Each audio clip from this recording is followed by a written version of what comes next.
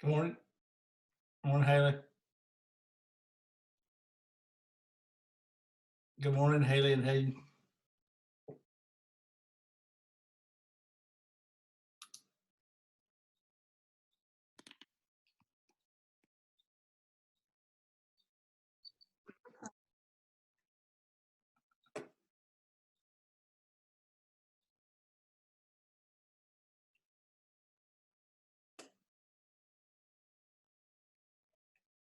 Let's give everybody a minute to jump in here. Let's see if we have a few more people show up.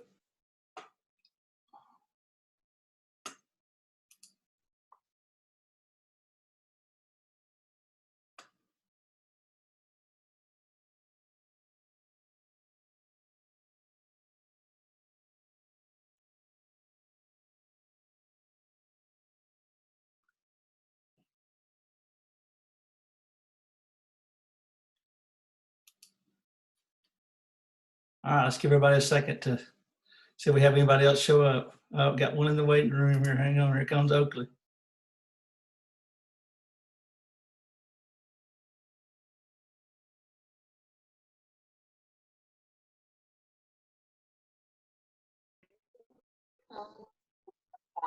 Morning, morning.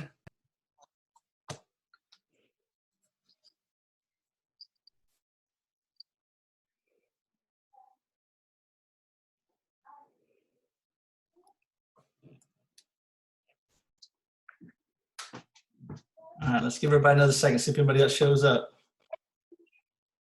We have a few more show up today. It's looking like we got a bunch of slackers not wanting to log in.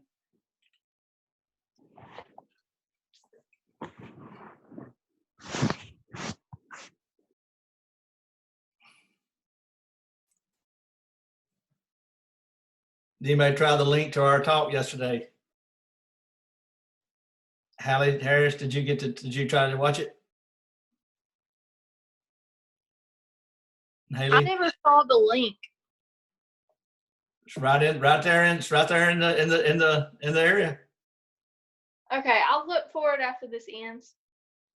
Okay. Yeah, it should be in there. Has anybody else seen anybody try? I mean, y'all probably most of y'all were here yesterday. But I put it in the module for the this week's module for the we got the test tomorrow, and I hit it linked over and it's pretty. Some of y'all are on it. Just got y'all in the corner up there. Sorry. So some of y'all are rock stars in it. I still ain't got this thing to where it don't cut off after 40 minutes. I'm getting irritated. So we may have to. It's part one and part two. It's the first 40 minutes, and then we went about 20 minutes in the second half of it. So we went about an hour, a little over an hour yesterday. It took a little trouble, but I figured I loaded it on. It's on YouTube. It's a link to YouTube. So if you look up Robison AMP2 chapter 22, that'll probably pull up. But it's a link inside of it there. I'll try to show it to you in a second. All right, I don't know. I've got about 2 or 3 after. It's not. I was hoping we get a few more people. Let's see. We got 1, 2, 3, 4, 5, 6. Y'all are about 25% of the class. I think we got about 20, 21 people left in there, so that's not good. That means, and I really seriously doubt they all got up this morning and went to work, don't y'all? I really doubt that. A strong doubt of that. All right, how's everybody today? Y'all doing okay? Yeah, I was an old T-shirt, man. I had my Northwest shirt out to put on, and I noticed after we got through, I went in there and there it was laying on my bed. So lovely, lovely. But I've got to finish putting that test together. I didn't get it all done yesterday. I worked on it. That's such a pain in the butt to make these tests on Canvas. It's crazy. Way more trouble. If I can just go to my office and run off a test, it'd be a lot easier. All right, so I'm going to. I don't see anybody else jumping in here. I'm going to start then. Let me see what I've got here. Hang on.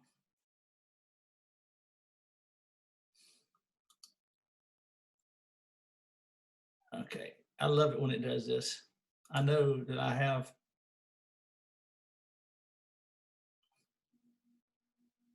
got a whiteboard here. Hang on, I'm having a little bit of fun here.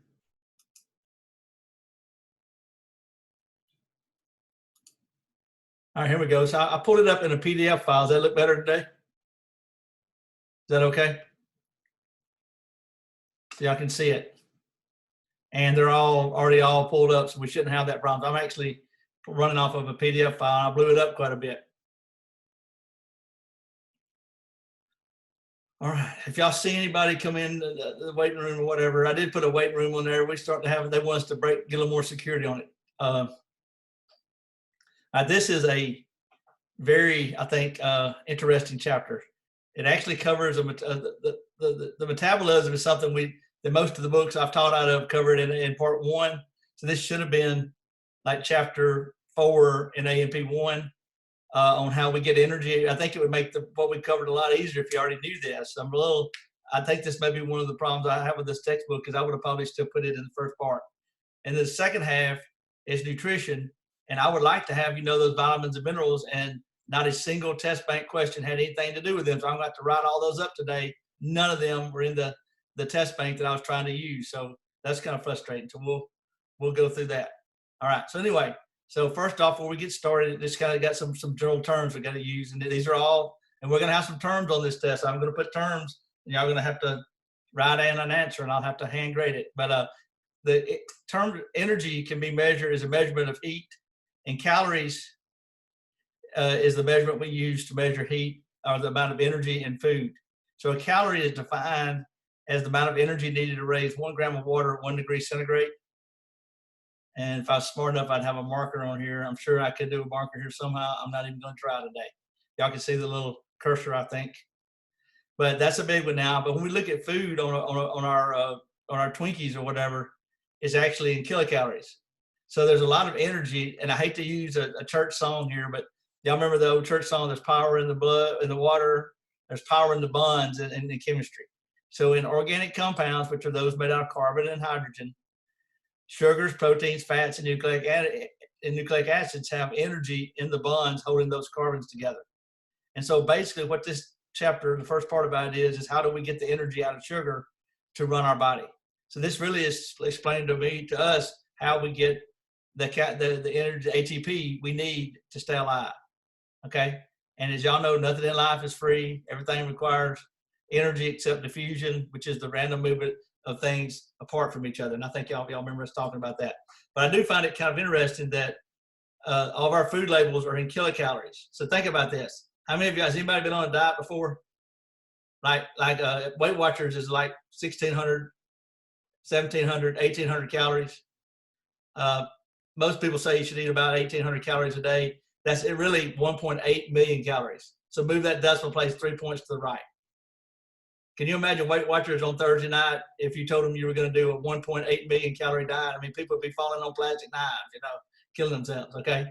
So there's a lot of energy in food, okay? And so we just, to make this, to save on the zeros, we use the term kilocalories. So that'd be the amount of energy needed to raise a kilogram or a liter of water 1 degree centigrade. Whereas a normal calorie is the amount of energy needed to raise 1 gram of water, which by the way is 1 milliliter, 1 degree centigrade. And if you remember, the metric system is based on the physical properties of water. So this one connects very well with that. So anyway, just a little side note on that. Okay, so metabolism is defined as all the reactions that are involved in making energy, making ATP. Okay, and what we're going to see is that in metabolism, there are 3 or 4 metabolic pathways, which are a metabolic pathway is simply a series of reactions, one after another, where the products of one are the reactants for the next one. And all of these are enzyme driven. So in other words, anytime you see an arrow in this chapter, that means that there is an enzyme made that causes that reaction to occur faster than it normally would, okay? All right, and so all this is about is harnessing that energy in those chemical bonds to make ATP, which is our main energy source of all living things on planet Earth. So everything you do, to think about how stupid Robin is today, talking about this, you burn in ATPs. To go play a softball game or to pitch a game or to run up to first base, you burn thousands, millions of ATP. So the currency of energy in living organisms is ATP. Very similar to the currency on Earth is probably American dollars, right? Dead presidents, $100 bills get a lot done in this world. Well, in the world, the cellular world of Earth, ATP is a currency that's used to do work, okay? So to do that, we're going to convert one type of molecule into another for cell synthesis, right? So we use that to build things up and to tear things down. So we're going to basically talk about sugars, proteins, fats, and nucleic acids and how they're used to make ATP. Okay, now here's a couple more terms. Reactions that tear things down are called catabolism, and y'all have all heard of the term catastrophe. It's where the word means that to break down. And so cellular respiration is a catabolic reaction because we're going to take sugar and break it down into carbon dioxide and water. So the big equation is the breakdown of sugar into carbon dioxide and water, and we make ATP. Anabolism, and y'all all heard of that one, the other term here, is think about anabolic steroids. Anabolic steroids cause you to build things up. Oakley could go shoot some steroids and go lift the weights, and she'd be a very muscular young girl. We can make her buffed up, where she'd be ready to go WWF or be a fighter or whatever, wrestler or whatever. But that might not be good for soccer or volleyball or would you play softball, right? Softball or soccer? Which one was it, Oakley? What you play? Softball. Okay, that's what I thought. So softball. So it wouldn't necessarily be good to be a big muscle builder in softball, right? Because that would be, but still, it doesn't hurt to have some muscle. So I mean, you can hit the ball farther the more muscle that you have. Mark McGwire, look at Mark McGwire and all those baseball players. Yeah, when they got on the steroids, the home run record stayed the same for 40 years, and all of a sudden it went through the roof. So a high-end athlete taking anabolic steroids would build up muscle mass. That's right. Okay, so what we're going to see then is we're going to break down dietary foods, carbohydrates, sugars, and we're going to use that break it down to glucose. That's going to be the preferred fuel for most cells in the body. Matter of fact, brain cells won't eat anything but glucose. They won't eat proteins and fats. Fats are broken down into fatty acids and glycerol, remember? And these are nothing but carbon chains, and they can be stuck into our main catabolic pathway to make energy. And then proteins are broken down into those 20 different amino acids. Each of them are, in essence, a carbon chain, right? And they're broken down farther, and they can be stuck in our main pathway of metabolism, okay? So we've really got, and I'm kind of cutting the chase here, we really got one pathway. We're going to look at it, and all three of these are funneled into it. So we take glucose, all the sugars, all fats, and all 20 amino acids can be put into this pathway to build ATP, okay? Now, notice that we don't mention nucleic acid. We don't normally break down nucleic acid for energy. We use it to make our own DNA, and we actually tinkle out the parts that we don't use. So we don't really get a lot of energy out of DNA. There is some in there. We just don't metabolize it to my knowledge, okay? Now, anabolism then would be to build up a large molecule from smaller molecules. So we build up all of our muscles out of the amino acids we eat. The old cliche, you are what you eat, is very true. Nucleic acids are broken down into the 4 nucleotides, right? That can be used to make our own DNA. And then we can take excess sugar or proteins or fat that we eat, and our liver can convert it into lipids that we strategically hide on our body. For me, around my waist, my big fat stomach, which is stored energy. So lipids can be used as stored energy, but we also need them for cell membranes and other things. And we don't build anything out of carbohydrates. Now, plants are mainly made out of sugar molecules. We use this mainly for energy. Our liver can store sugars as glycogen, which is a stored form of sugar, then feeds that. The liver then feeds us between meals, as we were talking about in digestion. So the liver plays a big role in storing sugar. Now, what if Haley and Hayden each ate like 4 bowls of Captain Crunch this morning? Then that would be more sugar than they need. So their liver would convert it into fat that they would store somewhere on their body. So overeating, which is something Robin does very well, the liver converts that to excess food into fats that are stored in the body. And that's why these world-class athletes like Michael Phelps, when he's swimming, he was eating 8,000 or 9,000 calories a day, but he was swimming 20 or 30 miles a day or whatever. He was swimming a lot, okay, non-stop. So if you're a marathon runner, you have to eat a lot in order to maintain that rate of work, okay? Now, to get into this, they actually do a little bit of review of energy, and I'm going to hit this real quickly. There are 2 laws of thermodynamics that are kind of important. These are things that you would learn when you take physics. The first law is called the law of conservation of energy, and it's the first law says that energy can neither be created or destroyed. which is almost sounds like something out of Genesis in the Bible. Thou shalt not create, nor shalt thou destroy energy. Thou may only convert it from one form to another. And what that means is that when I eat a Twinkie, I convert the energy in the buns and the Twinkie into the production of ATP that my cells can then use for energy. When you get in your car and drive to town, you convert gasoline into mechanical energy, turning the transmission, turning the tire, the slung the rock, and broke my windshield behind you. And that is an energy transfer. Okay, so very deep thought here that there's X amount of energy in the universe, and all we can do is convert it from one form to another. So when we do a nuclear bomb or a stick of dynamite, we do a very rapid transfer of energy, of a lot of energy, and that's an explosion. But when we light a fire, when you light firewood, you are releasing the energy stored in the buns of the wood. Okay. Now, second law is a follow-up to that. And the second law says that anytime you have an energy transfer, you cannot have 100% transfer of that energy. So in other words, there's never a complete transfer of energy. We always lose energy. Anytime you do a transfer, you're going to lose energy, and that energy, and many times, is heat.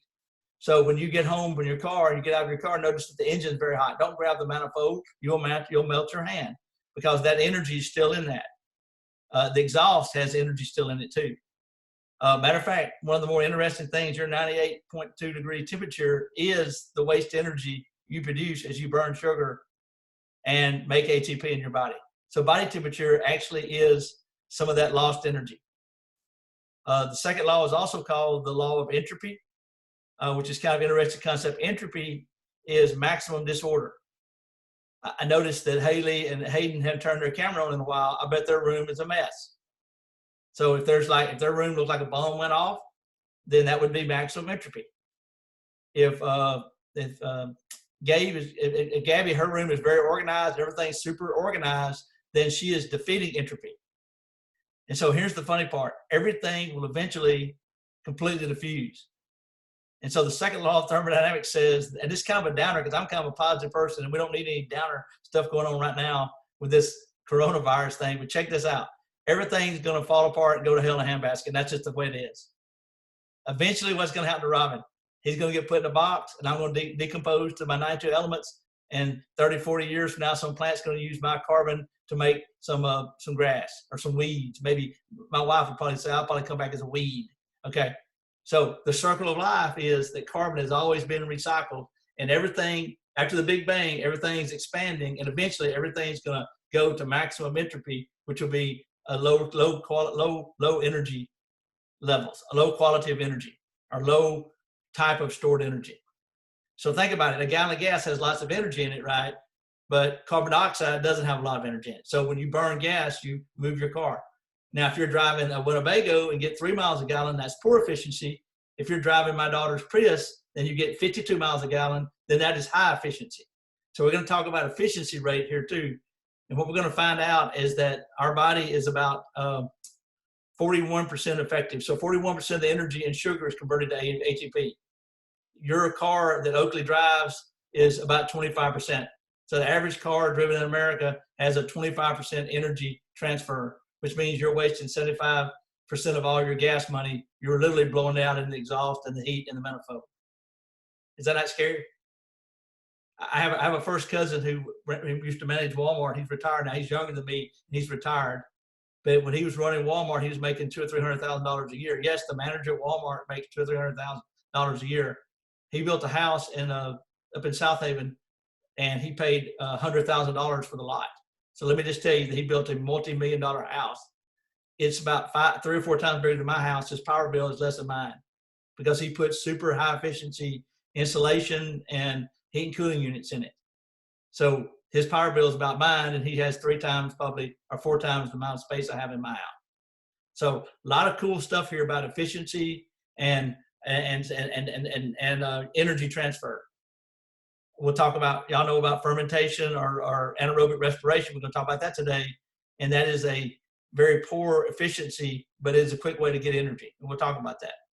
All right. Now, here's a good point till we stop and y'all ask a question, because this is, to me, very complicated. As y'all know, this is one of the hardest lectures I'm going to try to do online today.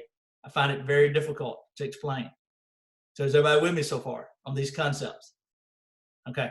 Because I find this is one of the hardest lectures, and I have to cover it in just every one of my classes. But we've already covered it in major biology. But in here, they save it for A&P2. Okay. So 2 types of reactions: those who give off energy are exogenic, like lighting a fire or cellular respiration, and energenic reactions are those that store energy. Okay. Now, what would be the most famous energenic reaction on Earth? Now, I got to get into a little general biology for y'all. Photosynthesis builds sugar. Okay. So photosynthesis are plants taking carbon dioxide and building sugars that we eat and break it down to make ATP. So in this circle of life, plants do energenic reactions. When you build your body up, you're actually doing energenic reactions when you work out and lift weights and eat properly and build up your body. But we're looking at exogenic, the release of energy today to make ATP is the main thing we're adjusting here. But those are just a couple of terms you should know. Okay, now here is a general equation showing how energy is used. So we're going to use sugars, proteins, and fats, break it down into their building blocks, and sometimes all the way down to carbon dioxide and water, and that energy released is going to be put into the bonds of phosphate onto ADP. Now, guys, I don't know how to say this without sounding like I'm being a jerk, but this is super important when you think about it. The key to life on Earth is that we break down food, all living things on Earth, and they make ATP. Every living thing on planet Earth uses ATP as their energy source at the cellular level. I get tickled. I'm going to get a little bit off human AMP today, but y'all bear with me. But think about this. Anytime somebody says we're not kin to a tree, they're smoking crack. We're kin to the trees because they use the same energy we do. They even use the same DNA coding. So go hug cousin pine tree when we get through this lecture today. And don't worry, they don't feel it. They don't have nerves. So when you cut the grass, they don't know you cut them off. Okay? So they don't feel it. But isn't that kind of cool that everything on Earth uses this energy? And then that ATP is used to catalyze reactions in our body to do work.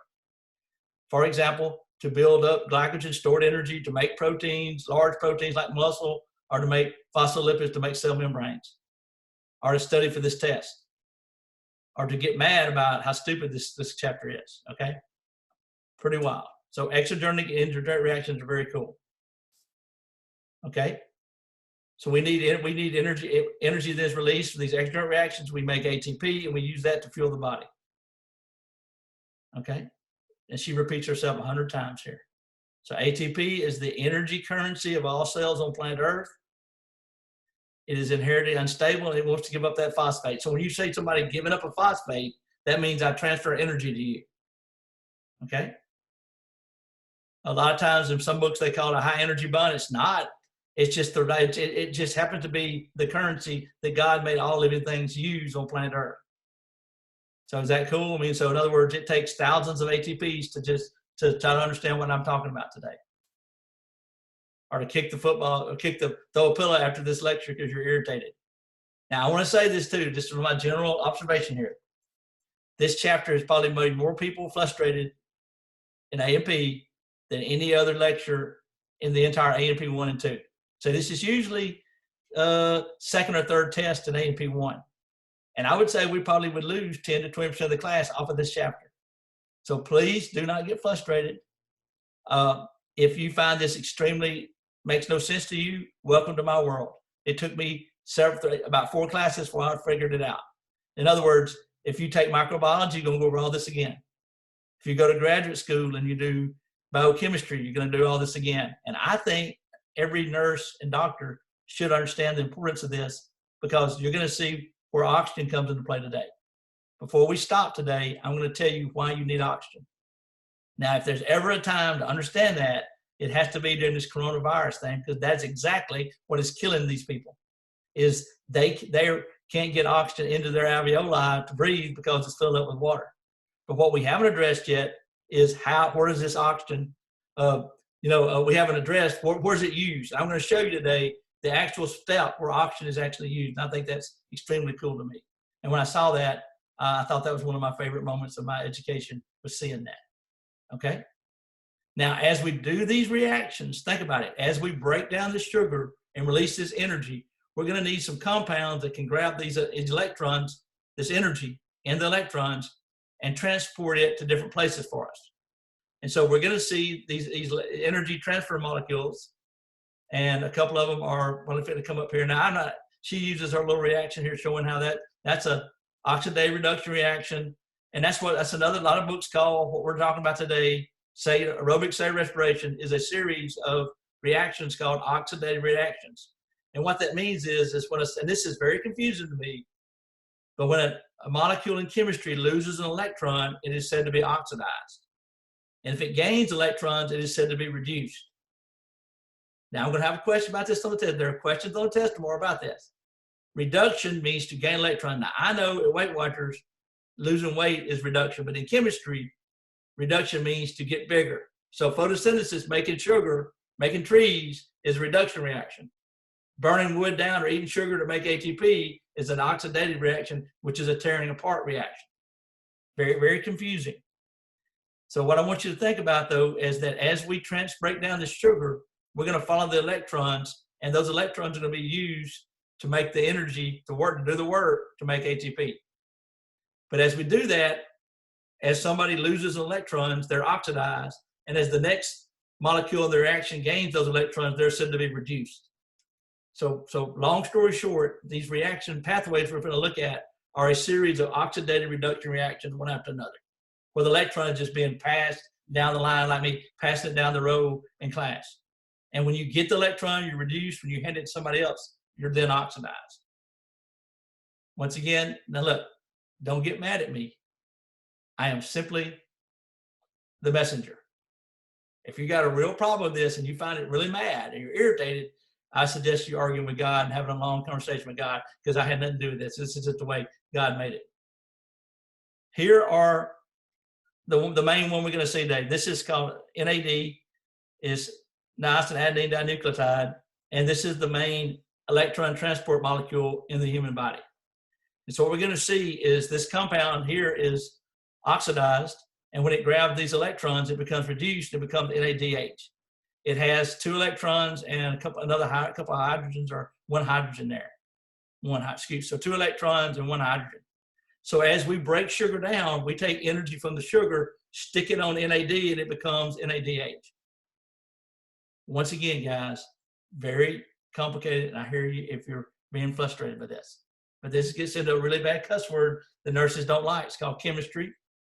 And guess what all pharmaceuticals are in the hospital? It's chemistry. So you might as well learn a little chemistry. It may pay off later for you. But anyway, NADH is an electron transfer molecule that we'll see in a little while to help carry electrons for us. Here it is spelled out. Nicotinamine adenine dinucleotide. There's another one we'll see called FAD, flavin adenine dinucleotide. And these are both found in the cytoplasm and in the matrix of the mitochondria. So these are the 2 main electron transfer molecules that we're going to see today to help us carry these electrons. Okay. And here it is again, showing these guys grabbing electrons and releasing electrons. Okay, this may help you out. I'm not going to spend a lot of time on it because I don't want to turn it into physics class, but this is actually, let's say this might help you out a little bit. This is how batteries work. Batteries use the moving electrons to power the work of producing ATP is done in a very similar manner. Batteries contain 2 separate components, 2 metals, zinc and copper. And they have different electron affinities, and they attract electrons unequally. And so the zinc gives up electrons, and those electrons cause the light to be eliminated. So that causes the release of energy. You get the light glowing, and then the copper receives the electrons. And when all the zinc is up, then the battery is dead. And so rechargeable batteries simply take the electrons back off the copper and put them back on zinc. That's how batteries work. So Elon Musk, is trying to figure out a way to make batteries more efficient. And if we do, then he can change the world with this. So that's how batteries work. So the flow of electrons is how the electricity in your house works, is how batteries work in your flashlight. And so all we're doing is looking at electrons in the cellular body. Isn't that pretty cool? So that flow of electrons from zinc to copper is how batteries work. Battery dies when the electrons no longer transfer. Our cells contain biological batteries, that work very similar on the same principle. Okay, now here we're going to go. Now, before we dive into it, I want to show you some stuff. I'm going to jump and show you a conclusion of it. Okay, so here are the main pathways. I'm going to come right back to this just a second. I'm going to flip down, and I know this is a bad move. I'm going to slide down to a. Here's one. This will work. This is. I didn't have to go as far as that. This is a summary of what we're going to look at. So there are four path processes we're going to talk about. The first one is called glycolysis, and it's going to convert glucose into some smaller 3-carbon sugars called pyruvic acid. Then there is a transition reaction that occurs right here inside the mitochondria, which is just one reaction. So that's number 2. Then we have this big circular pathway called the citric acid cycle that occurs in the matrix of the mitochondria. That's number 3. And then we have the electron transport chain where the ATP, where most of the ATP is made. And that's the big one because that's where we make almost all the 32 of the 38 ATPs are made here. Okay, so the pathways we're talking about are glycolysis, this transition or preparatory reaction that occurs in here, number 2, citric acid cycle, also called the Krebs cycle, and then the electron transport chain. And then there's a 5th one called fermentation. Fermentation is anaerobic, so it doesn't require oxygen, and it doesn't require mitochondria. It is simply glycolysis, and the pyruvic acid then is converted into something like alcohol in beer fermentation or carbon dioxide as in yeast, making yeast bread. So we make a little more ATP by a process called fermentation. So it's glycolysis, then fermentation. That's on a slide coming up. But I mentioned these because these are the 5 things you need to know.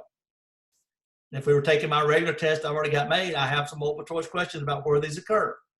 So be prepared to give me a general idea as to what happens in glycolysis, this preparatory transition reaction, citric acid cycle, and electron transport chain, and fermentation. And we'll address it on a slide by itself coming up in a minute.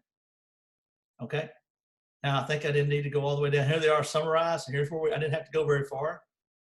So glycolysis is the first one. It's 10 reactions that occur in the cytoplasm. Every living thing on Earth does glycolysis. Citric acid cycle is only in the mitochondria, and it is only during aerobic respiration. Okay?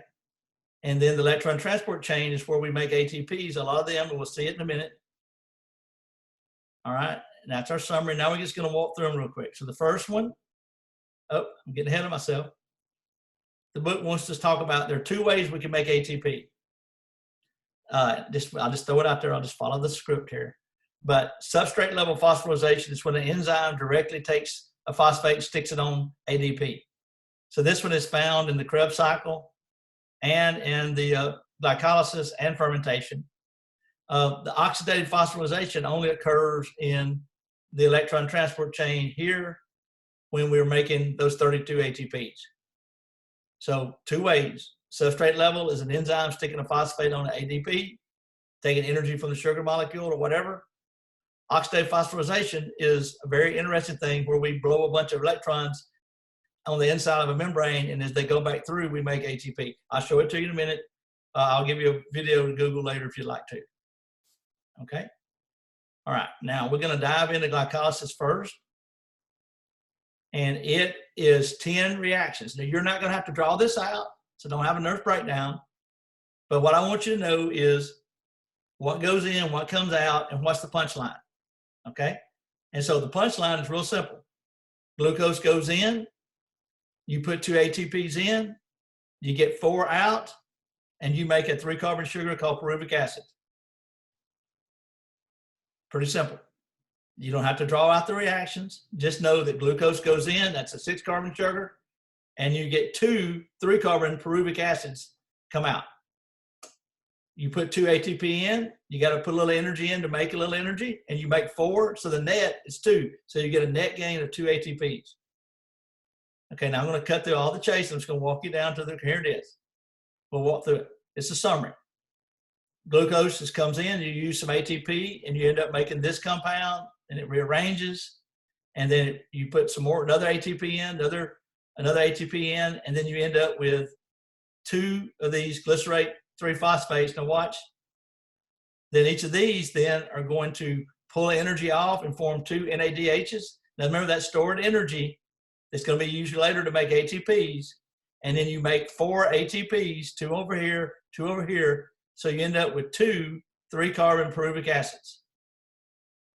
Okay, so you end up with 2 3-carbon pyruvic acids, 4 ATPs minus the 2 you put in for a net of 2, and then you make 2 NADHs. All right, what do you think about that? Comment. Sure wished I had to say, this is where I really wish y'all were on the camera so I could see if you're crying or throwing things or you've gone to eat breakfast or you've just cut me off here. But really important here to see that. In other words, we are breaking the sugar molecule down. 10 reactions. You can actually see 10 reactions here. Where you see an arrow is a reaction. So we take glucose, we add energy in, we break it down into 2 2 pyruvic acids or pruvates, 2 3-carbon sugars. Notice there's still 6 carbons. And we made a net of 2 ATPs. We put 2 in, we got 4. So we made a net of 2 and 2 NADHs. So if I were to ask you in glycolysis, what happens here? Sugar goes in, we produce 2 3-carbon pruvates and a net of 2 ATPs. So 2 pyruvates, 2 ATPs, and 2 NADHs, which represent stored energy, and they're going to carry those electrons to the electron transport chain to make a boatload of ATPs later. Okay, and there it is. So you use 2, there's your net, look at there. So the net yield is 2 ATPs, 2 NADHs, and 2 of these 3-carbon pyruvic acids. Now, every living thing ever discovered in the universe does glycolysis. The bacteria all do glycolysis. They don't have mitochondria. They can live off of this. So if you're a small 1-cell bacteria in my colon today, you can live off those 2 ATPs. You're good to go. Okay. Now we are high maintenance, so we've got to get more energy out of it. Okay, so here is a summary of it. Again, she's way over. Now you don't have to draw it out, but just look at it. There's glucose, 6-carbon sugar, C6H12O6 is this structure. You put 2 ATPs in, you break it down. See, the whole point is we're breaking sugar apart to release energy. The released energy is in these 2 NADHs here and here. Pretty wild. Questions, anybody? Comments? Headaches? I love how everybody's now took their camera off so they can't be seen. All right. No questions. Okay. Now, under anaerobic conditions, the pyruvate is converted to lactic. This is fermentation now it's talking about, or anaerobic. So we can take the energy, the electrons off of the pyruvate, put them into we can put the NADH electrons and stick them on pyruvate and make lactic acid or alcohol, as in fermentation. And I think they're going to show us that right here. Yes. No, it didn't. Here it is. So there's fermentation. Pyruvate can be converted into lactic acid, which is associated with cramps and stuff. And you release the NAD now to where it can go back and grab more electrons. So the whole point of this is to release NAD so it can go back and break down more sugar. So you can do lactic fermentation for a while, for about 2 or 3 minutes after you run out of ATP to keep you alive. But eventually you're going to have to do the other step. So here is fermentation up here. Like yeast use it to make carbon dioxide and alcohol, and that is how we make beer, wine, and big fat yeast rows and bread. All right, now here is this intermediate step I was talking about, or I call it preparatory stage. Pyruvate now goes into the mitochondria, and it's one reaction. Look what happens. Pyruvate is converted into one of the carbons are pulled off, and we make our first carbon dioxide, and we make another NADH, take energy off of that, and you have a compound called acetyl-coenzyme A. So pyruvate is converted into acetyl-coenzyme A, and you make 2 of these, 2 NADHs, and our first carbon dioxides. Now the overall, and I didn't write it out, it's coming up at the end. There isn't, the overall reaction is in here in a minute. But the overall reaction of say respiration is sugar plus oxygen. It's actually C6H12O6 plus 6 oxygen molecules yields 6 carbon dioxide, 6 waters, and 36 or 38 ATPs. So here we're seeing some of the product, the first carbon dioxides are made. This is called this intermediate step transition reaction, also called the preparatory reaction. So I said we had 5 reactions we got to look at. We've done seen 3 of them. Glycolysis was first that made the pyruvate. Fermentation, second one that releases, gets us the NADs to come back and do it again. So you can live off of glycolysis and lactate fermentation for a few minutes. And we do that all the time in our body when we're overworking out at the 4th quarter of the game or whatever, last part of the game in sports. That's the second reaction. The third reaction, and which is, and that one, this one doesn't occur in normal cell respiration. We do glycolysis, this intermediate step, we make coenzyme A, and now we're ready to do the Krebs cycle, or the citric acid cycle, the big circular one that seems to give people headaches. So everybody cool with me? We've recovered 3 things. Glycolysis that made pyruvic acid, this fermentation, lactic acid formation, anaerobic respiration, also called this because it doesn't need oxygen. But usually in our body, the pyruvate goes into the mitochondria and it is converted into coenzyme A, and this is this intermediate step.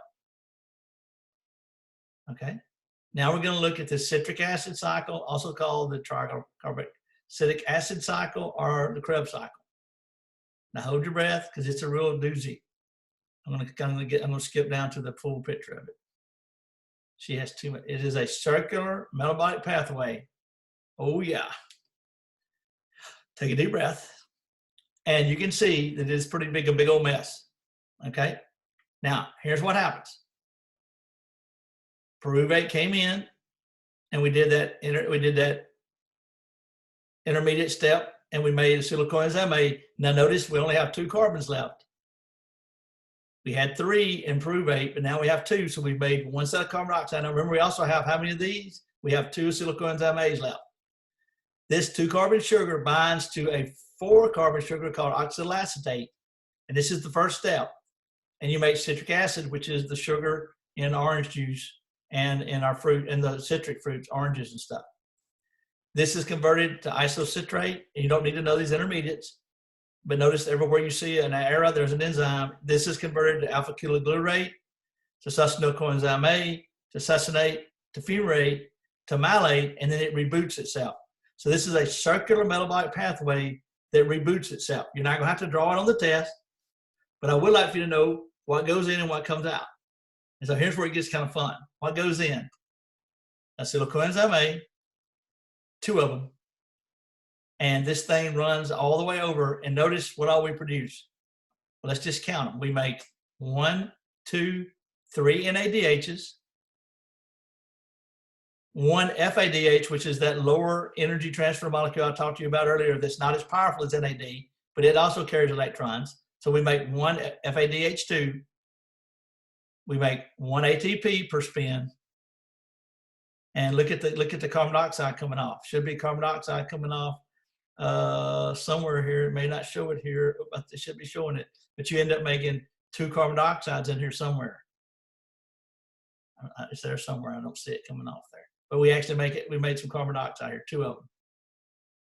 So, in summary, in the citric acid cycle, we make 3 NADHs, 1 FADH, and 1 ATP, and 2 carbon dioxides. But it's got to spin twice because we had 2 of these. So we actually end up making 6 NADHs, 2 FADH2s, 2 ATPs, and 4 carbon dioxides, and a partridge in a pear tree. I always like to go on the first day of Christmas. Anyway, this makes me think of that Christmas song. But anyway, pretty wild. Now, what is left of the sugar? All the sugar is now in these 6 carbon dioxides we made, 4 here and 2 in the transition reaction. So we have all the carbon dioxide made. There is no sugar left. We've made no water, and we've used no oxygen in our overall equation, which I should have wrote down. I may go back on a clear board in a minute and write that down for you in a minute. Okay, now we're ready to do the last step, the electron transport chain. So NADHs and FADHs are transfer electrons now to the electron transport chain. And let me show you what it looks like. The electron transport chain is this. It is these 4 proteins stuck in this inner membrane of the mitochondria called the crista.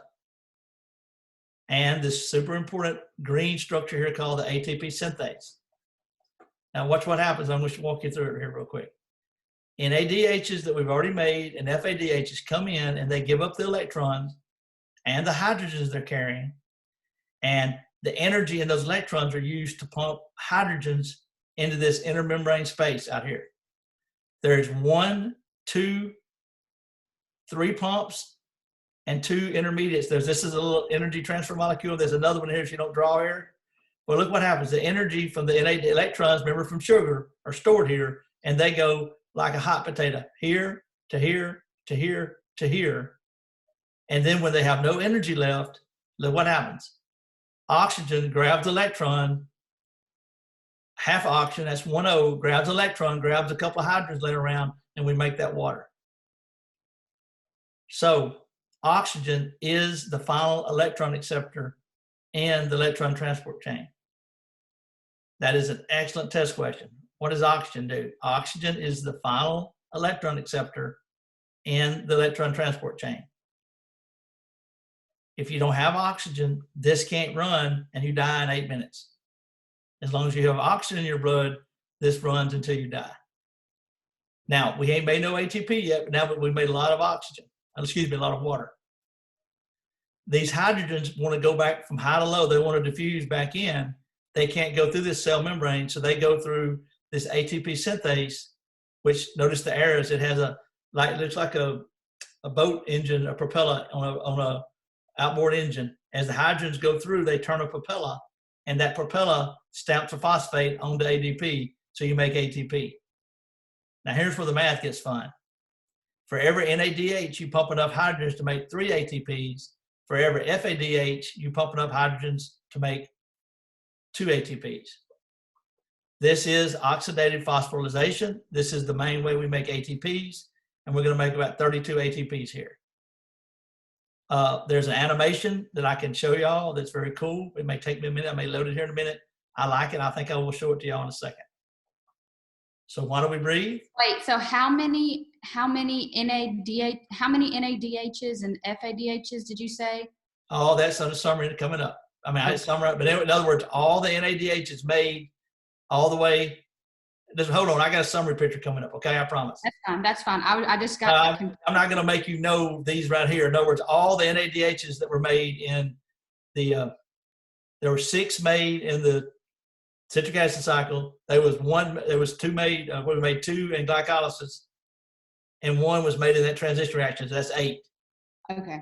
And then you had 2 FADHs. Okay, but I'll give you that in just a second. I think she got a good summary here. But the point, so pretty much whatever you get out of something of like one step is going to be what goes into the next. Exactly. Right? Yeah. So what we got here for us was what? 3 pathways: glycolysis first, that intermediate step, Krebs cycle, and now ETS. And the products of one are the reactants for the next one. That's exactly right. That's exactly right. Now I'm going to show it to you again. Watch. It's going to summarize in a minute. But look, this is so important because right here is the only reason we breathe. Now, most of y'all, I mean, look, y'all are a smart group. Most of y'all are going to be nurses or something in allied health. And how many times we talk about grandmama needs her oxygen? I mean, this whole coronavirus is about oxygen getting in the body. Here is where we use the oxygen. Is that clear? This is why we breathe. And if something stops you from getting oxygen in to your body, quote, quote, coronavirus, then you die. I mean, to me, there's nothing more fundamentally important in the whole biology book than this. Because, I mean, we got a respiratory system to get oxygen in and get carbon dioxide out, which, by the way, is the waste gas we made a while ago. So the whole respiratory system is all about getting this CO2, rid of CO2 and getting oxygen in. And then digestion is all about getting the nutrients needed to fuel this. So this is one of the big binding systems, but this is the key. And all that heart pumping, to pump all that blood takes ATP. Here's how we make it. I drew this on the board, and I really, this is the first time I haven't written it out. I like writing it out. But I write on the board, and I actually had a friend of mine's daughter. This was 15, 20 years ago. And I knew her, so it's kind of like me and Gabby. I know Gabby's family. So imagine Gabby doing this. But this little girl, well, I knew she was married. I knew she had a baby, and the baby had been sick, and I knew she had probably married this loser, so she wasn't real happy. But she stood up in my night class and cussed me out and said, this is the biggest waste of 30 minutes, 50 minutes of her life. I mean, literally, look, I'm looking at my clock. That's 50 minutes. I mean, she was ugly, ugly, ugly to me. And I knew her background story, so I just kind of smiled and I said, listen, I'm sorry if this has made you mad. And she makes this statement, all I want to do is be a nurse. I don't give a blank about any of this. And I told her, well, if you ever need to know something, you do not need to know all the little bones in your foot to be a good nurse. But you damn well better know why you need oxygen. So I made a joke, and I told her, I said, here's what I want you to do. Once you go home, fill the bathtub up, take that 4-month-old baby that ain't been sleeping and hold it under that water for about 8 minutes and give me a call and tell me this ain't important. And she got mad at me. I said, no, I'm joking here. Don't go home and do that because then you'll be arrested for murder because you killed your child. So don't do that. That was a metaphor. But the point is, don't tell me this ain't important. Now, is it difficult? Yes. Is it extremely hard? Yes. Is it the hardest thing I think in biology? Yes, it is. Is it important? Yeah, damn right it is. Because it's why we breathe. It's the key to life for us. So, but once you see this, then I think some of y'all are going to see this huge connection of all these body systems. And to me, it's one of the coolest things ever in AEP2 is you start to see how all these things work together. All that work we did on muscles is useless if you don't have energy. This is how we make energy. It is super, super fascinating to me.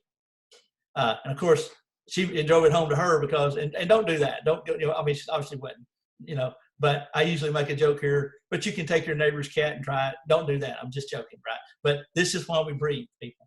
Super important. Oxygen is the final electron acceptor in the electron transport chain. It makes that water in our equation. And I should have wrote it up. There's this board. I'll write the equation in a minute. Carbon dioxide, here we go. We know where that comes from. So we talked about why we breathe. On and on while we breathe. It's a big deal. And here is some summary of it. Take a look. Coming up. That ATP synthase is a big deal too. So look at this. Here it is again.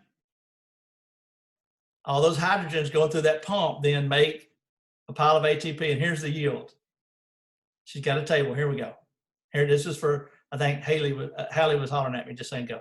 So in glycolysis, we made 2 ATPs, but we made 2 NADHs that can be converted into 3 each for a total of 6 ATPs. So we make 8 ATPs in glycolysis. And then that preparatory step, we made 2 NADHs, which represent 6 ATPs. And in the citric acid cycle, we made 2. Now, all of this up here, all of these right here are, these 4 are made by substrate level phosphorylation where that enzyme is stuck of phosphate on ADP. But look what happens with these 6 NADHs. We make 3 times 6 is 18. And FADs, if you notice, they missed the first pump. Look at this. They missed the first pump. They give it up here. They missed this hydrogen pump. So you only get 2 ATPs out of them. And there's your 38. Does that look good? Hallie, does that answer your question? Or was that Oakley? That was me. It does. Where's Yeah, the carbon dioxide though? That's not on there. No, because that's the waste gas. We don't get no energy out of it. This is in there. It's made. It's just not, it just has no energy. So it has got to be gotten rid of, and that's why we do the convert it to bicarbonate and carry it to the lungs and blow it out. I'm sorry I didn't write the equation down. This is the first time I've ever covered this without a chalkboard, but I do have one on here I can go to in just a second. I'll write the equation. I think the equation's on here in just a second. Now look at this super summary here. This is pretty cool. Look at this. So here we go. Summary. Once again, the good thing about it is it's not that much material. Once you're not going to write any of this out, okay? So glycolysis, you made what? 2 pyruvates and 2 NADHs. Then we did that transition reaction, right? Where we made intermediate step, we made 2 pyruvates, and that was it, and 2 carbon dioxides. They should have drawn CO2 in here. Then the Krebs cycle made 6 NADHs and 2 FADHs that then can be used to make a bunch of energy. And then we had the 2 ATPs made in the citric acid cycle. So now we made 2 in glycolysis, 2 in the Krebs cycle, and then all these NADHs go down to here, bam, pump hydrogen out, we make 34, so there's your 38 ATPs. Y'all always seen in the movie Cyanide and those World War II movies where the secret agents kill themselves. Cyanide stops the electron transport chain and kills it. Okay. Now, I still don't see the equation. This is really bugging me out here. I'm scared. Let me just finish through this, and I will go back and write the equation down. I have a chalkboard on here I can use. Okay. Now, that brings another question here. How do we get energy out of fats and amino acids? Now, here's where I would normally make a joke. I would say, oh my gosh, we just spent 50 minutes going over sugar, but there are 2 other compounds we get energy out of, fats and proteins. I'm not even going to try to scare y'all today because this is hard enough online. Let me go ahead and give you the answer. All fats and all 20 amino acids can be shuffled into glycolysis, the citric acid cycle, so that they can be thrown into this pathway. So basically, the answer is sugars and fats get thrown into our main pathway of metabolism of glycolysis, intermediate step, citric acid, and ETS. All proteins and fats that we can get energy from get thrown into this. Cellulose that we all know we can't eat, lettuce, salad, can't be broken down, so we get no energy, 0 calories from it. We can't get any ATP from it. So that's why on a diet, eat all the lettuce you want. You lock me in a room with water and lettuce, and I'm dead in a year. But I'm carrying 6 months of food, and I can live a little while off the lettuce. Put one of you beautiful girls in there, you're dead in a couple of months because y'all ain't got any stored energy on y'all. Good, luckily for you, but not in this case. So that cool? So I'll show you real quick. And she goes real crazy here, but long story short, take a look. Let me get to the summary picture. In other words, take a look. Glycerol and fatty acids get put into acetylcoenzyme A into the citric acid cycle. Pretty cool. So these get thrown in there. Remember, fats are made out of glycerol, which is a sugar, and fatty acids, long carbon chains. They can be chunked into the citric acid cycle. And when we do that, when you burn fat, you produce ketone bodies. It's called ketogenesis. And that's one of the things on the chem strips that we can look for in your urine is the presence of ketone bodies. So if you're on a fat-free diet and you start burning fats, you'll make ketones in your urine, which is a way to tell you're burning fat. Okay? It's where some of that ketosis gets there. That weight loss thing is just another. A lot of people make these weight loss pros. They find a word in biology and use it. Supposedly, it then stimulates ketosis. That's where that word comes from. And all 20 amino acids can be converted into things that can be stuck in there too. But in doing this, we produce a problem here. As we burn amino acids, they have an amine group that gets in the water in the cytoplasm and forms ammonia, which will kill you. So our liver converts this ammonia into urea, and our kidneys filter that out, and that's where we make urine. So urea is a breakdown product of protein metabolism, which is very fascinating. If you go out and you're 21 and you drink beer and pretzels in the morning, on Saturday morning, with your hangover, your urine will be very clear because you've had no protein. If you eat a 16-ounce steak the next day, your urine is bright orange, yellow, because you're breaking down all those proteins and you're making urea. Urea is the main solid in urine, and it is a direct product of protein metabolism. And here it is. So the 20 amino acids can be deaminated. That means that amine group is taken off, and then the ammonia is converted into urea. Okay, or new amino acids. So we break down that amine group the NH2, and then the skeleton then is taken through glycolysis, transition to Krebs and ETS. So it runs through the Krebs cycle, citric acid cycle. So here's the summary. Sugars go through glycolysis, that transition preparatory reaction, citric acid cycle, ETS. Fats get shuffled into here, and all 20 amino acids get shuffled in. So the key to life on Earth, all of our energy comes from sugars, fats, and proteins going through this main pathway of metabolism. If you take biochemistry in grad school, you'll spend a whole year looking at how all these are broken down. I will tell you that at Ole Miss, I withdrew twice before I finished Biochem 1. It scared me to death. On the first day, they give us a marker board and a pen and told us to write glycolysis out for the first test. And nobody told me that was coming. That was my first withdrawal. So you had to write all that out with all the enzymes involved. Everywhere we saw an error back then. All right, take a deep breath. Questions about this? This is evil. This is the hardest concept probably in biology. If I were to ask you on the test, where do we get energy from fats and proteins, what would your answer be? We shuffle it into our main pathway of energy, and that is glycolysis, this preparatory step, glycolysis, preparatory step, citric acid cycle, and ETS. Thoughts? Anybody? Question? Oh boy, it's a tough one. So we don't have to know all the little particulars of it, just the main idea. You do not have For to draw this. any of them out, but you need to know what goes in and what comes out of all of them. Okay. How's that sound? Sounds good. Okay, just the summary. Yes, the summary. I will tell you that that's a very hard one to do. That's very difficult, and I understand. I know it is. So if y'all forgive me, I know that's tough. Okay, now, and I've got questions on that, real simple. I got some short answer questions like what happens in glycolysis? What happens in citric acid cycle? So y'all would tell me, what goes in, what comes out.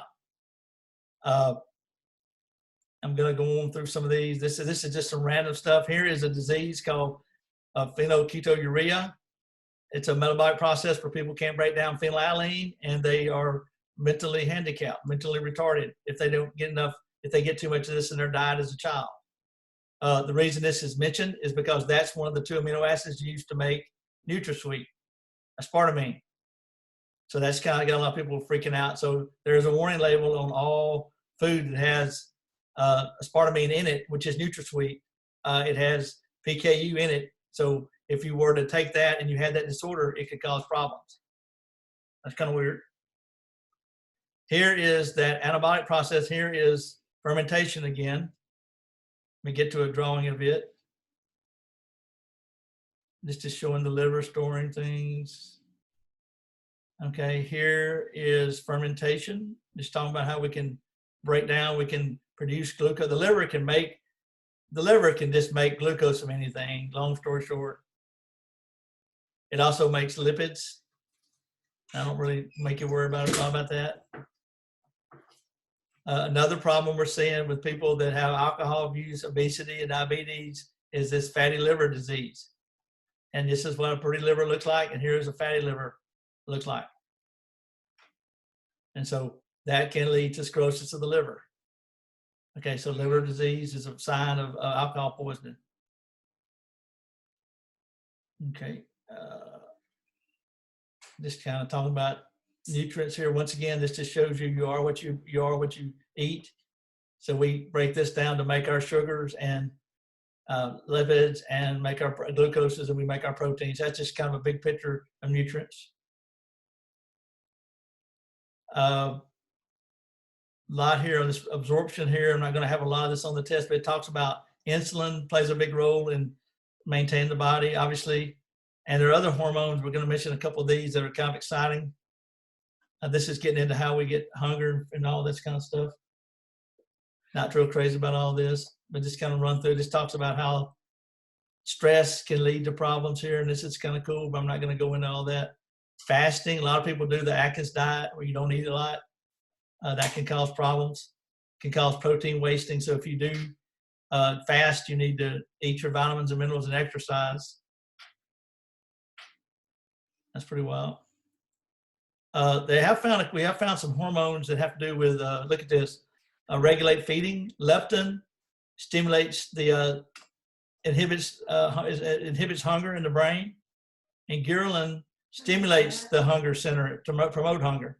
I need leptin. Too late. My wife said I need leptin. When we discovered this I read about a lot. 15 years ago, I was really excited because I thought it was going to stop obesity. In some rats, they could shoot leptin into them and they would be thin. They would make them thinner. And come to find out, stop the presses were more complicated than a rat. So it didn't work in us. But it's just the first step. So we did bioengineer that, thought it was going to be the perfect weight loss pill, and it doesn't work in us. But what we now know is leptin triggered, it alters this ghrelin, and that's the one that promotes hunger. So if we can cut ghrelin out, then we would possibly not eat as much. Now, obviously, we're looking into this, hope we can figure it out. But I do think, I saw a report one time where somebody goes, all these are working on the hypothalamus and the brain, and you don't want me to go back and talk about brain today.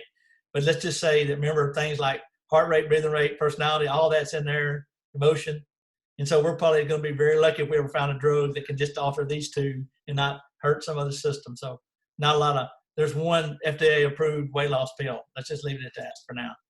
Other ones that they've been locating, look at this, auxins and this neuropeptide Y that promotes hunger. So we are spending billions and millions of dollars in research trying to figure out ways to maybe alter these two to regulate our eating habits. I would mention one thing too in the news today. Did y'all catch that they're saying now that the coronavirus is disproportionately hitting minorities? And I think that has to do with healthcare, that they don't have good access to healthcare, and also the fact that a lot of them have to work and they're getting exposed because they can't do their job at home if you're a cash register at Walmart. So I think it has to do with socioeconomics more than genetics. There's nothing so in genetics, but I do think that we're going to see a lot more corona problems in Mississippi because of our poor health. It just hasn't hit us yet. So we need to be very mindful of that as we go forward here. Metabolic rate is just the rate at which we burn energy, right? And this is just now we're getting to the last part of this chapter. A calorimeter is a method to measure the energy in a compound. All those calorie levels on your food, they put the food in one of these little calorimeters, burn it, and they calculate how much energy it gives off. So very fascinating that all of our numbers on our food boxes come from us burning the food and counting the energy given off. So the calories in food is how much energy stored in it. Okay, which is kind of crazy. So we use this calorimeter to estimate that. Okay, now here's the term I want you to know, your basal metabolic rate. That is the amount of energy you burn in a 24-hour period with 12 hours wake, 12 hours sleep. And here's the part that's not fair. Is some people have a high BMR, so your little cells running real fast, so you burn more energy than people like me that have a low BMR, and my little engine's barely moving. So when I eat a Twinkie, I put it around my waist, where Haley and Hayden, which have about an ounce of body fat between them, their little engines are running like this all the time. And so they burn energy quicker. And so what you want to do is figure out a way to raise your metabolic rate. And the only way to do that is to exercise or do crystal meth. Okay?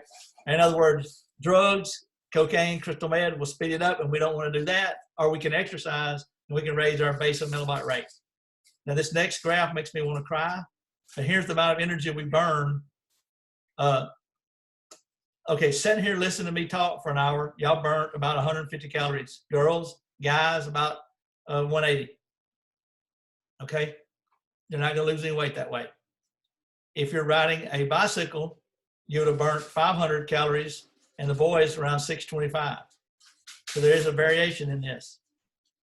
And running, jogging is one of the most, and rowing a boat or the rower, stair steppers or whatever, running, you can burn up to 800 calories per hour. Now here's one, I don't think it's in the notes here, but check this out. One pound of fat is 3,500 calories. Okay, so to lose a pound of fat, you're gonna have to ride your stationary bike for about 4 hours, 4.5 hours. That's very disturbing, isn't it? So what you want to do is to lose a pound of fat, you would want to cut back on your diet and maybe burn 700 calories each day riding a bike or walking for an hour or so. Or actually, you need to walk for an hour to get, maybe an hour and a half to get 400 calories. and 4 times 7 is 28. So you probably burn a pound a week if you just if you'll ride your bike for an hour every day. And so most AMA, American Medical Association, says you don't need to lose more than 2 pounds a week if you're trying to lose weight. But we are the instant generation, so I want to lose 50 pounds tomorrow. And that's why that doesn't work. So controlling calorie input and increasing activity will raise your metabolic rate. So people like Michael Phelps are burning 8,000 calories a day because he is swimming for 3 or 4 hours a day. Interesting stuff. So anyway, exercise can increase your metabolic rate up to 10 times. So getting in shape makes you burn more energy. Weight training, all that works. So you want to rev up your metabolic rate, and hopefully we can develop a drug that can rev that up, right? But we don't have a lot of that right now. Obviously caffeine, green tea will also do that.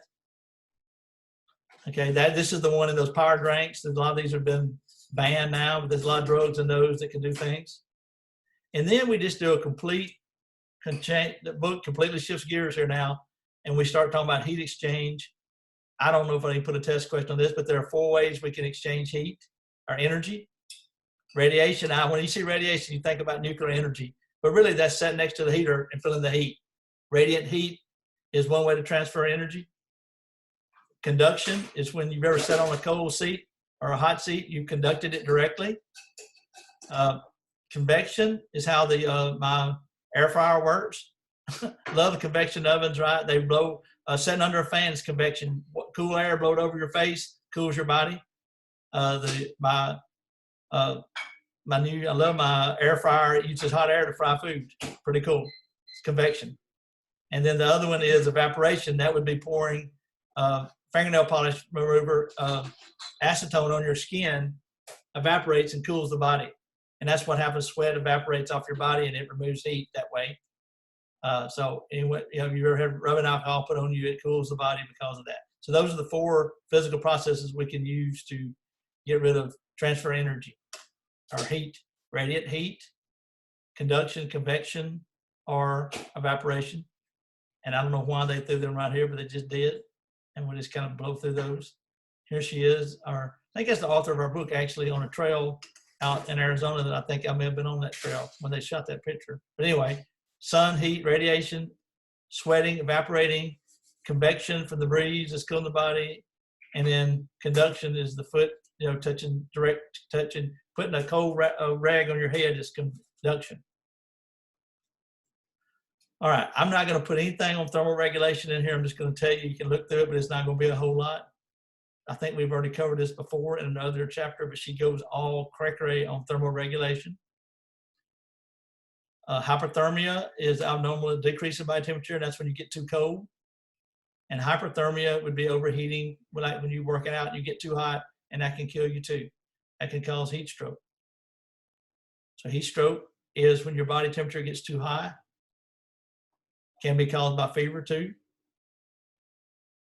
All right, and then we get to this part on nutrients and body mass. Okay, and we already mentioned that the 5 major categories of nutrients are fuel molecules of sugars, proteins, and fats, and then we also need vitamins and minerals. Now, if you remember, vitamins are organic compounds that our body cannot make, but we need it to be what's called a coenzyme for all those enzymes and metabolic pathways. So you need vitamins in order for your engine to work properly. It's almost like spark plugs in your car. And minerals a lot of times bind to these enzymes, and they're needed for these enzymes to work properly.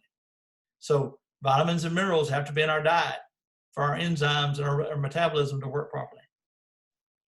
Okay, macronutrients are sugars, proteins, and fats. Micronutrients are the vitamins and minerals. I'm not going to waste a lot of time with this. Y'all know carbs are the big ones. Sugars, fiber that we can't digest, cellulose makes roughage in our allows us to poo-poo. So we recommend your diet be 40 to 65% carbs, and high carbs are better. Lipids, we need to cut down on lipids. They're saturated, unsaturated fatty acids, and these can be bad for you. There are good omega-6, omega-3 fatty acids that we need in our diet, so there are some essential fatty acids we need. Proteins, there are 20 amino acids. Of those, 11 can be, or what are called non-essential amino acids. They can be made by the liver. 9 have to be made in our diet. We can't make them. So our proteins we eat have to be the proper proteins, or you can have a protein deficiency. So if you're a vegetarian, you have to mix your vegetables just right, or you could be in trouble. So there are essential fatty acids. Excuse me. The essential ones, we can make these in the body. These 9 have to be in our diet, and these we can make. So we have to be careful that we get these. It's kind of interesting when here, some of our food combinations cover this. Macaroni is missing some of these that's in cheese. Sauerkraut and wieners go together, right? So some of our cultural, here's another fun one for those in Louisiana. Red beans are missing some amino acids that are in rice. Rice are missing some amino acids that are in red beans. So throw it together, jambalaya, red beans and rice, and you stay healthy. So those two combinations of some cultural food combinations cover each other's essential amino acids, which is kind of wild. Here's a summary of those nutrients and what we should do. Notice you should have we eat way too much fat and protein in America, but that's cool, good stuff there. And then we're going to run through the vitamins very quickly. I'm going to look at the tables. There are 4 fat-soluble vitamins that can be stored in the body. Vitamin A, needed for vision. If you don't have enough of that, you can have night blindness. Vitamin D, needed for calcium metabolism. Osteoporosis, rickets, if you don't have vitamin D. So that's why our milk is fortified with vitamin D. It has it in it.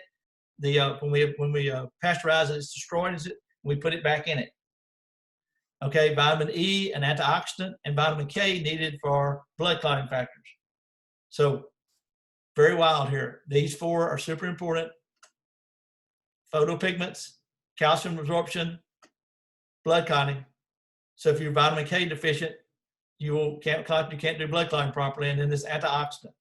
Notice excesses, deficiencies. Notice that green leafy vegetables seem to be very good, except for vitamin D, which is milk and sunlight, getting out in the sun.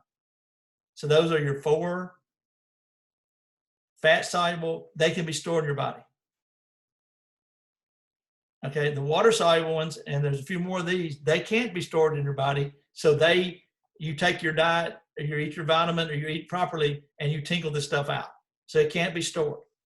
These include B1, thiamine, riboflavin, niacin, all these B complexes, phthalic acid, folic acid, B9, B12, all these B complexes.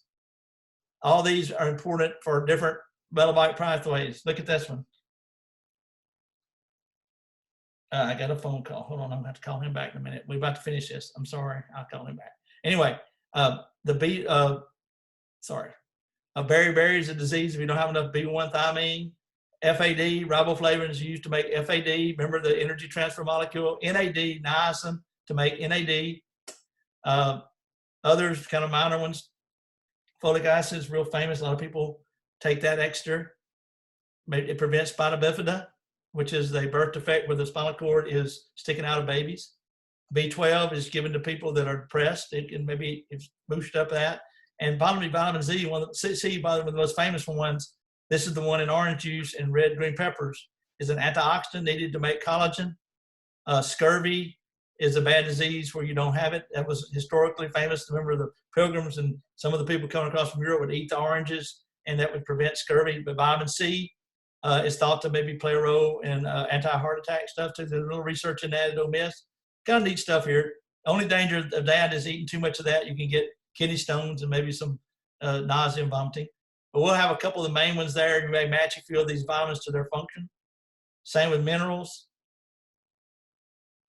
Calcium for bones, chlorine, hydrochloric acid in the stomach, magnesium, phosphorus, ATP, potassium, sodium. We got way too much sodium in our diet, and that's why we have a lot of high blood pressure. Need a little sulfur. These are some of the major elements. The minor trace elements, you need a little chrome, cobalt, copper. You need copper to make hemoglobin. Fluorine for teeth. Iodine to make thyroid hormone. Iron for hemoglobin. Look at that. Molybdenum, you need a little zinc. So just be aware, I may have to pull a few of these random, and main thing I would hit would be if there's something interesting their function is, or a deficiency. I may have a couple of those on the test. Do not do mega doses of vitamins. That appears to be a bad idea, and it can hurt you. So ODing on vitamins is a real deal. I'm trying to see if I can find the equation. Mary talks about LDLs and HDLs again here. LDLs are the bad one, and you actually want HDLs are the good ones. So HDLs are the ones that carry cholesterol in your body. So when you have a cholesterol screen, you want your HDLs to be high, and you do not want LDLs or VLDLs. Those are the bad ones. These are the ones that clog our arteries and our heart that lead to cardiovascular disease.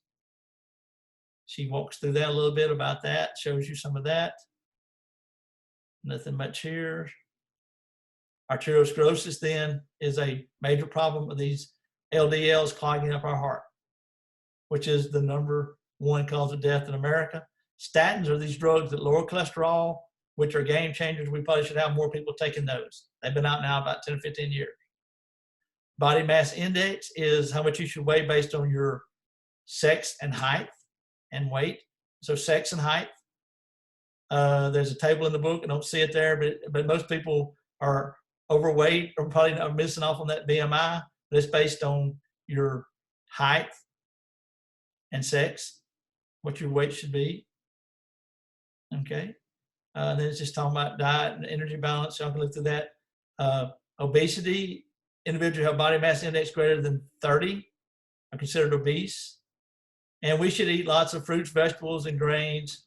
Darker grains, white grains are bad, and less proteins. Notice that dairy is a souvenir, and so we need to eat high levels of vegetables and fruits and less grains and proteins. No sugar, no fat at all, if that's possible. All right, I think we finished that one up, guys. Let me see if I can go back to this table. I thought I had, hold on. I thought I could, somewhere in here, to give you an option. Oh, well, here we go. I'm looking for it. There's somewhere in here I saw a place where I could do that. All right, I still have not completely figured out how to operate this thing. It drives me crazy. All right, does anybody have a question? I'm fixing to wrap that thing up. I'm gonna try to get back into where we were at earlier. I don't know where that's at. Why it's not letting me do that. Here we go. Let me go back up here so this lets me in here. All right, here's a whiteboard. Here I can do this. Let me try this. Wow, that's not much of a whiteboard. All right, great. I don't have a whiteboard now, but never mind. I'll figure that out later. Oh, well, I don't see the whiteboard here. I'll have to play with that a little bit.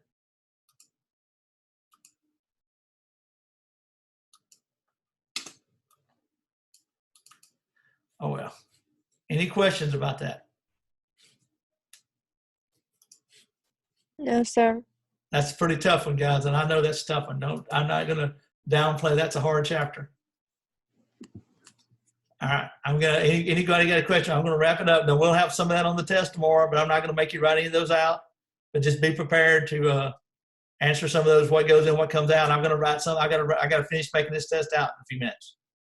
Okay, it we good? Did that help? Yes. Okay, I'm trying to. There we go. There we go. Trying to figure that out. All right. Well, I'll see y'all. We're gonna try to take this thing in the morning. I